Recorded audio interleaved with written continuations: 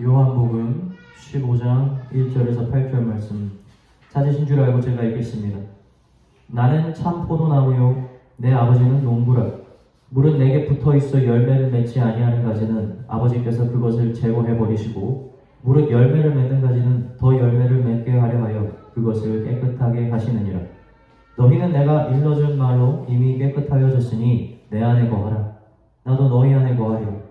가지가 포도나무에 붙어있지 아니하면 스스로 열매를 맺을 수 없음같이 너희도 내 안에 있지 아니하면 그러하리라.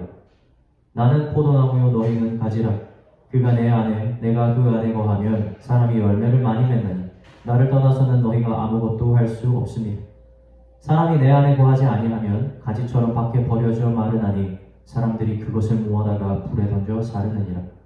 너희가 내 안에 거하고 내 말이 너희 안에 거하면 무엇이든지 원하는 대로 구하라. 그리하면 이루리라. 너희가 열매를 많이 맺으면 내 아버지께서 영광을 받으실 것이요 너희는 내 제자가 되리라. 아멘. 그 아내가 올해 그 텃밭 임대하는 게 있었어요, 나라에서. 거기에 우리가 다자녀여서 참 감사하게도 당첨이 됐어요. 그래가지고 이제 첫날이 돼가지고 다 온 가족이 가가지고 거기 밭을 다 이렇게 읽으면서 씨를 뿌리고 왔습니다. 근데 뭐 한 달에 한 번은 가야지 하다가 그렇게 계속 미루어지다가 나중에 그래도 뭐 주중에 비랑 몇 번 왔으니까 안 가도 되겠다라는 생각이 들다가 한번 가게 됐는데 얼마 전에 딱 보니까 우리 밭 고랑이 제일 풍성한 거 뭐가 많이 자란 거야. 저는 딱 보자마자 너무 감사하다. 이렇게 잘 될 수가 있나 싶었는데 옆에 어머니 표정이 심각한 거예요. 저희 어머니 같이 가셨는데 저거 다 뽑아버려야 되는 거예요. 잘 자란 게 아니에요. 저는 잘 모르니까 사실 밭을 읽어본 게 이번이 처음이었거든요. 봉지엠수하고 물 주고 함께. 알고 보니까 이게 거의 다 그 자풀이더라고요.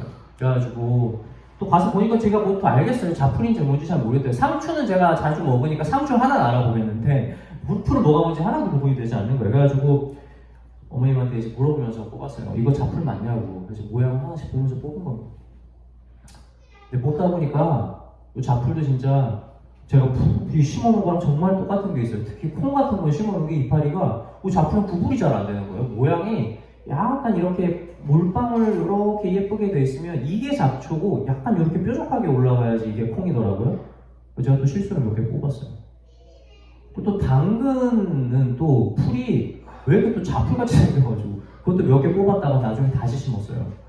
계속 하나씩 다 물어보면서 뽑은 거예요. 나중에 처음에 제가 정말 막 풍성하다고 좋아했잖아요. 한 40분인가 50분 동안 자포를 다 뽑고 나서 내가 딱 봤는데 이게 남은 게 별로 없더라고요. 이게 진짜구나 라는 생각이 딱 들죠. 그거 보면서 좀 이런 생각이 문득 들었어요. 마지막 날에도 이러지 않을까 하는 생각이 들었어요. 마지막 날에 우리가 믿는다고 이야기하는 사람들이 수많이 있어서 주님 우리 기독교인들 이렇게 많아요. 근데 마지막 날 우리 주님께서 진짜와 가짜를 가려내실 때 남는 진짜는 진짜 이 정도 되지 않을까? 나는 이 안에 속하게 될까? 라는 생각을 문득 하게 됐습니다. 진짜와 가짜 구별하는 거 여러분 신앙생활에서 진짜 중요합니다. 이거 제대로 구별 안 하면요 나중에 가짜가 우리를 지배하게 돼요. 그리고 그것을 진짜인 줄 내가 속아요. 예수님께서 제자들과 길을 가시다가 되게 시장하셨어요. 그래서 길을 가다가 저기 무화과나무를 봤는데 무화과나무 잎이 너무 풍성한 거예요. 그래가지고 다른 말씀을 보면은 예수님께서 시장하셔서 갔다고 나오고 또 다른 말씀에서는 무화과나무가 아직 열매를 맺을 철이 아니라고 나오거든요. 그럼에도 불구하고 예수님이 무화과나무로 가십니다. 왜 가셨겠어요? 철이 아닌 줄 모르신 게 아니에요. 잎이 너무 풍성하니까 쟤는 이 열매가 많이 있겠다 싶어가지고 예수님이 딱 가신 거죠. 배가 고파서 가셨으니까 얻으려고. 그래 가지고 한참 찾아보시는데 세상에 열매가 하나도 없어요. 예수님 잎이 많아서 열매가 많을 줄 알았는데 정작 이 무화과 나무는 열매를 하나도 맺지 못한 겁니다. 그래서 예수님이 어떻게 합니까? 다 기도를 하시는 거예요. 네가 열매 맺지 못한다.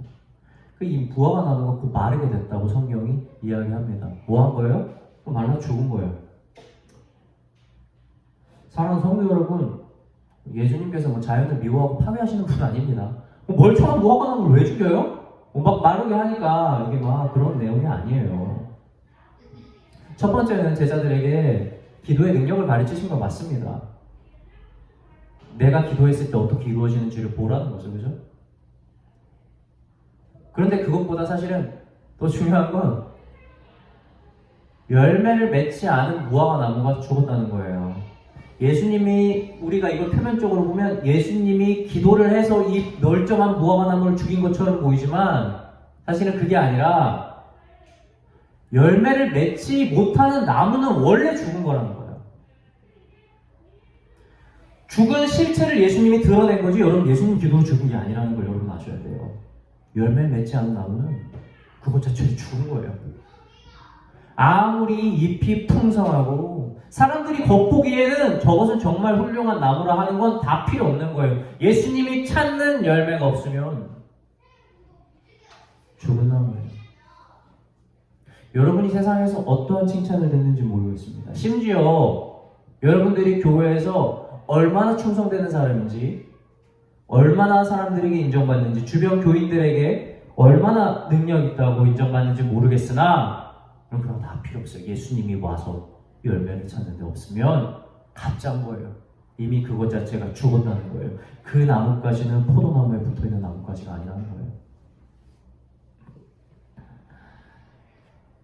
오늘 본문 말씀처럼 예수님은 참 포도나무고, 그리고 하나님은 그 농부고, 그 포도나무에 붙어있는 가지는 바로 우리입니다.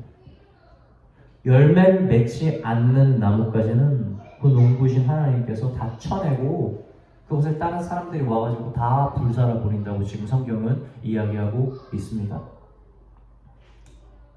제가 첫 번째로 비유로 둔 무화과 나무를 볼 때 여러분, 열매를 맺지 않는 나무는 죽은 나무예요. 그러나 누가복음 13장 6절, 9에서 9절 말씀에도 무화과 나무가 등장을 하는데 이 무화과 나무는 조금 달라요. 전 이걸 꼭 말씀드리고 싶어요. 3년 동안 열매를 맺지 못한 거예요, 무화과 나무가. 그래가지고 주인이 열매를 맺지 못하니까 그 무화과 나무를 잘라내려고 하거든요. 그런데 그 옆에 과원지기가 탁 그곳을 말립니다. 잠깐만, 내가 더 노력해서 얘가 더 열매를 맺을 수 있도록 제가 한번 해보겠으니까 조금만 더 시간 달라. 혹시 또 열매를 맺을지 누가 압니까? 라고 얘기해요. 그리고 그 무화과 나무를 잘리지 못하게 막습니다. 여러분, 저는 여기에 은혜가 있다고 생각을 해요. 이것이 하나님이 세상을 사랑하는 방법인 거예요. 열매 없어서 그것을 그냥 쳐버리는 게 아니라 열매가 맺을 수 있는 나무면 끝까지 기다려주시는 주님이 여러분 우리 하나님이라는 거예요. 그러면 우리가 해야 될 일은 무엇입니까? 열매 맺지 못할 수도 있는데 우리가 주님한테 붙어서 언젠간 열매를 맺을 수 있다는 확신 가운데에서 하나님께서 떨어지지 않도록, 그 나뭇가지에서 떨어지지 않도록, 포도나무에서 떨어지지 않는 나뭇가지가 되도록 여러분 끝까지 붙들고 있는 거예요. 그것이 진짜 신앙생활의 핵심이라는 겁니다. 바로 그것이 우리에게 진짜 신실하신, 우리 사랑이 많으신 주인이 있다는 증거이고, 장차 우리가 결국에는 마침내 열매를 맺게 된다는 증거가 된다는 사실을 기억하시기 바랍니다. 그래서 우리에게 율법이라고 하는 건 정말 중요한 거예요. 율법이 우리에게 하는 일이 무엇입니까? 우리가 어떠한 자인지, 우리에게 죄가 있는지, 우리에게 열매가 있는지를 우리를 흔들어서 알게 해주는 거예요. 우리 나뭇가지 흔들어서 딸랑딸랑 맺혀있는 열매가 있는지를 보게 한다고요. 이것이 율법이에요. 그래서 율법이 귀한 겁니다. 어떤 부자 청년이 예수님을 찾아오잖아요. 이 청년은 자기가 다 이루었어. 그래서 예수님을 찾아오고 더 이상 할 게 없어가지고, 예수님, 내가 당신 원하는 대로 다 했는데 이제 뭘 합니까? 라고 하니까 예수님이 뭐라고 합니까? 다 한 게 아니었어요. 너 이제 진짜 잘했어. 근데 너 한 가지 할 게 있어. 딱 한 가지 말씀하셔. 너가 가지고 있는 모든 재산을 팔아서 가난한 사람들에게 나눠줘라. 이렇게 이야기를 합니다. 이 청년이 다 했잖아요. 그럼 이거 하나만 하면 되는 건데 할 수 있었을 텐데 이 청년이 근심하네요. 그리고 돌아가버려요. 이 청년이 그동안 다 하면서 분명히 사람들에게 인정받는 율법주의를 다 이루었던 청년. 여러분, 율법 다 이루는 거 진짜 보통 일 아니거든요. 그리고 사실은 자기 재산을 팔아서 가난한 데 주라고 하는 말씀은 율법에 있지 않았던 거예요. 이 청년은 다 지켰던 거예요. 그러나 예수님에게 이 청년이 모든 지키는 율법이 사실은 이파리에 불과한 거예요. 진짜는 그것을 모두 팔아서 버리고 예수님을 따르는 게 열매였던 거죠. 아마 이 청년에게 이런 사실을 알려줬던 사람은 아무도 없었을 겁니다. 이 청년은 자기가 열매를 잘 맺고 있다고 생각을 했을 거예요. 자기에게는 이파리밖에 없는데 내가 율법을 다 지켰으니까. 주변에 이 청년에게 진짜 열매가 무엇인지를 가르쳐주는 사람은 이 예수님이 오기 전까지 없었던 거죠. 사랑하는 성도 여러분, 말씀이 이와 같습니다. 우리가 믿었던 것, 우리가 생각했던 것들이 잘못됐다고 우리를 잡아 흔들어주는 거예요. 그리고 우리에게 물어봅니다. 너는 이 부자 청년처럼 마음에 근심해서 너희가 사는 방식대로 그대로 살 것이냐? 아니면 밭을 가는 심정으로 너희가 가지고 있는 모든 것들을 내려놓고 예수 그리스도의 말씀을 믿고 따라갈 것이냐? 이것을 말씀이 가르쳐주고 있다는 거예요.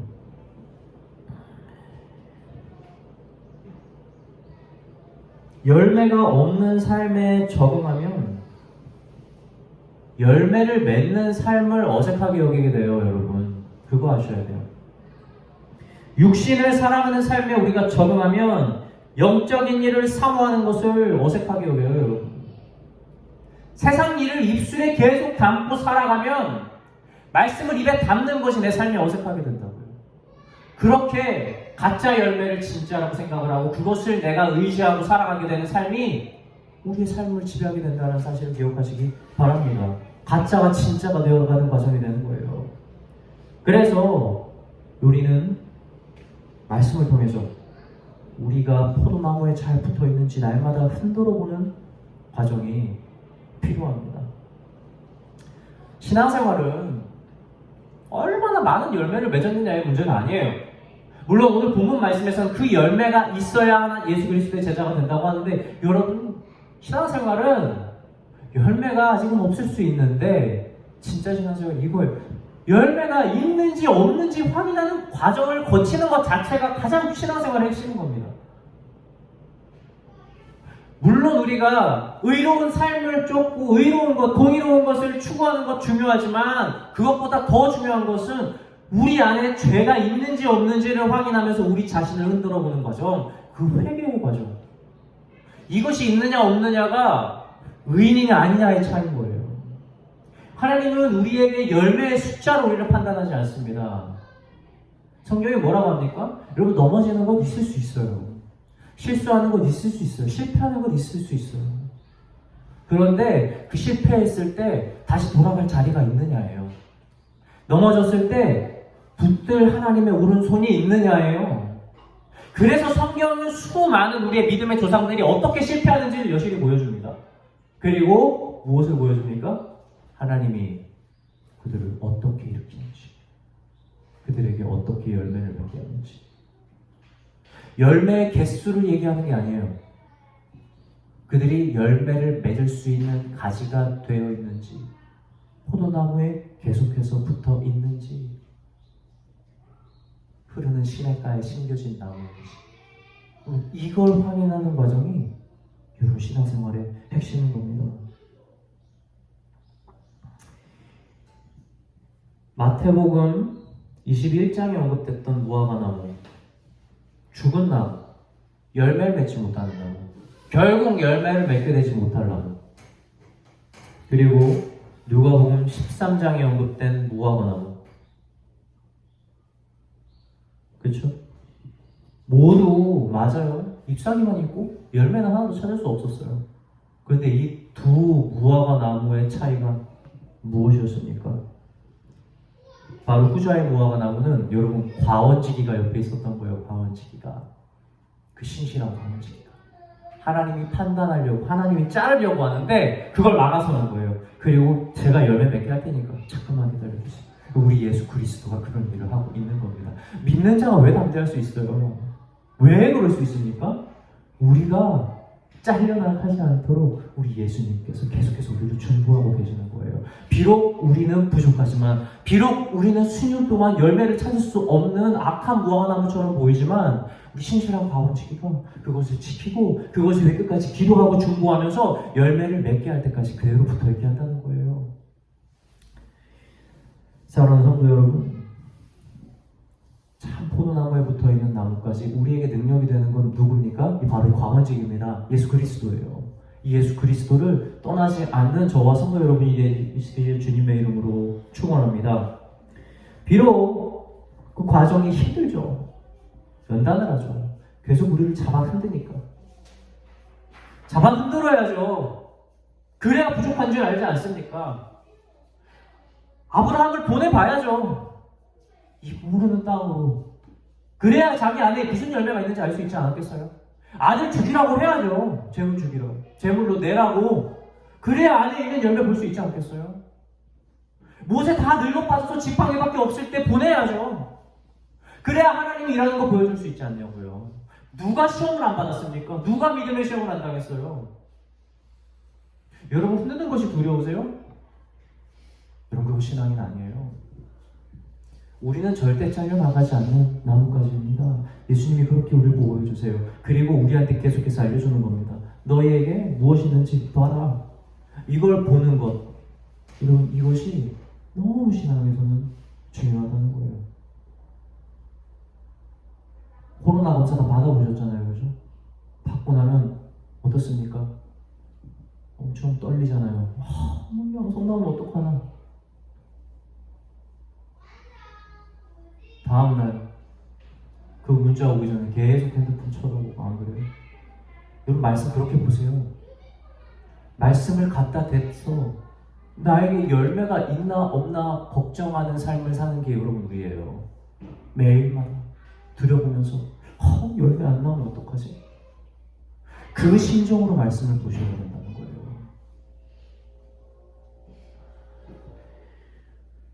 죄를 죄라고 알려주는 말씀을 가까이 하십시오. 그것을 깨닫고 아파하면서 그 나에게서 그 죄를 도려내는 그 과정을 멈추지 않는 신앙인들이 되십시오. 예수님께서 십자가에 달리실 때 왼쪽 오른쪽 양쪽에 죄인들이 행악자들이 한 명씩 있었어요. 그 중에 한 명은 뭐라고 얘기합니까? 누가복음 23장 39절에 이렇게 얘기하죠. 예수님을 비방하면서 네가 그리스도가 아니냐, 너와 우리를 구원하라, 이렇게 이야기를 해요. 참 뻔뻔하죠. 죄가 있어요.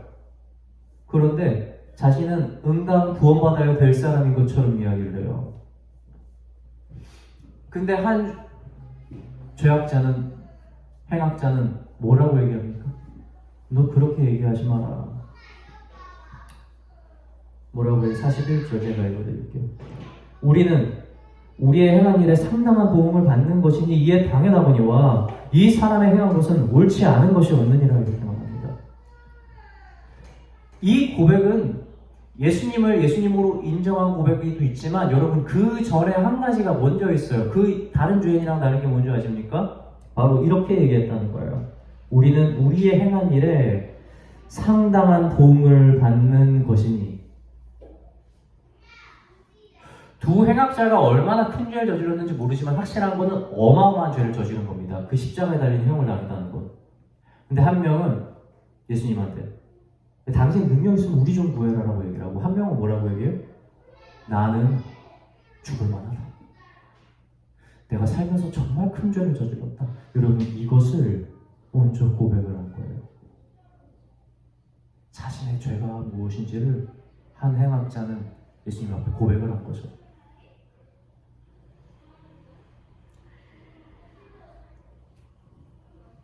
그 순간 그 죽음을 앞둔 마지막 순간이었어요. 이 두 행악자는 모두 끔찍한 죄를 저지르고 이제 곧 죽게 될 겁니다. 그런데 거기서 한 사람은 완전히 다른 길을 가게 됐어요. 예수님께서 그 고백을 한 행악자한테 뭐라고 하십니까?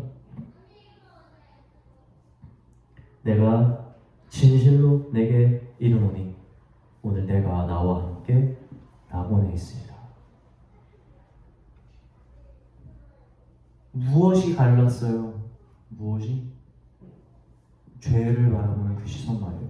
여러분, 이것이 그렇게 중요한 겁니다.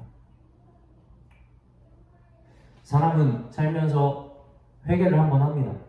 무엇이냐면 우리가 가는 길이 잘못됐다. 주님, 제가 죄입니다. 그 회개가 구원에 이르는 회개이기는 해요. 지금 이 행악자는 그 구원의 길 이룬 겁니다. 그러나 사랑하는 성도 여러분, 우리의 구원이 여기서 멈춘다고 생각하면 안 돼요.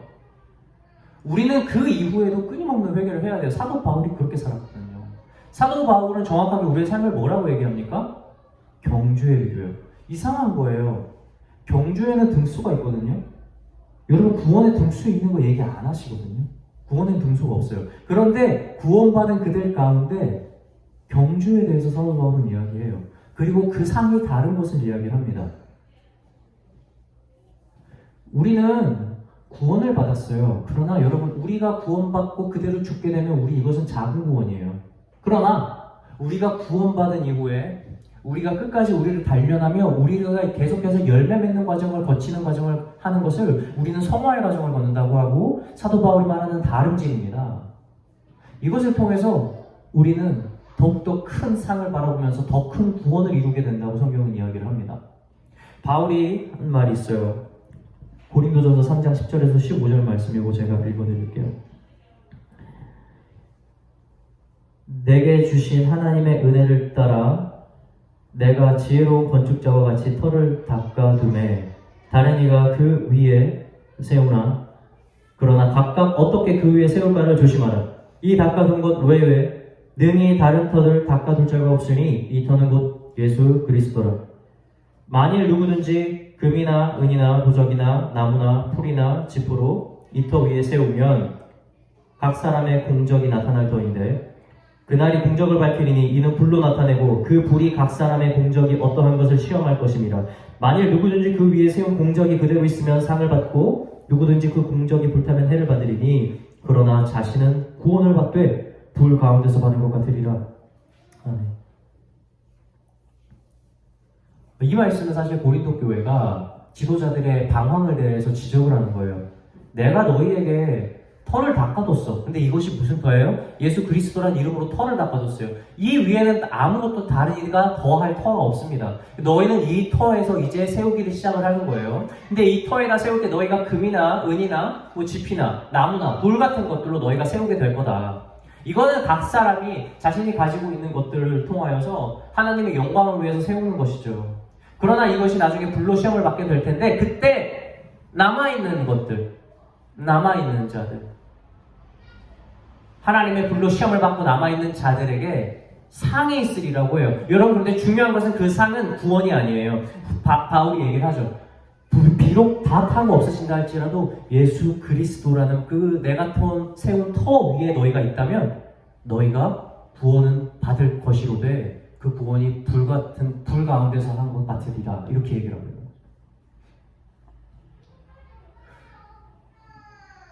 열매를 끊임없이 맺으면서 세우는 성도들은요, 여러분 그 터 위에 금과 은으로 세우는 자들과 같습니다. 그러나 구원은 받았으나 그 가운데에서 우리가 열매를 끝까지 맺지 않고 우리가 가짜 구원을 사랑하는 것, 마귀가 제일 원하는 거죠. 믿지 않으면서 제대로 열매 안 맺으면서 열매 맺은 척, 믿는 척, 잘 사는 척하고 사는 사람들, 하나님께서 불로 시험하실 때 남은 것이 하나도 없는 사람들 된다는 거예요. 가장 부끄러운 구원이 아니겠습니까? 말씀을 마치고자 합니다. 사랑하는 성도 여러분, 우리가 무화과 나무의 비유를 볼 때 우리가 왜 귀합니까? 바로 과언지기가 있기 때문입니다. 이 과언지기를 힘입어서 열심히 붙어 있으십시오. 그리고 말씀을 통해서 끊임없이 점검하세요. 열매가 있는지 없는지. 없어도 괜찮으나 없을 때 눈물을 흘리고 슬퍼할 줄 아는 믿음이 있어야 돼요. 그렇게 나 자신을 단련하고 훈련하면서 마지막 날 하나님께서 우리 부르실 때에, 하나님께서 우리 시험하실 때, 우리가 판단받을 때 우리 주님 앞에 드러날 것들이 있는, 그래서 상을 받는 저와 성도 여러분들이 되시길 주님의 이름으로 축원합니다.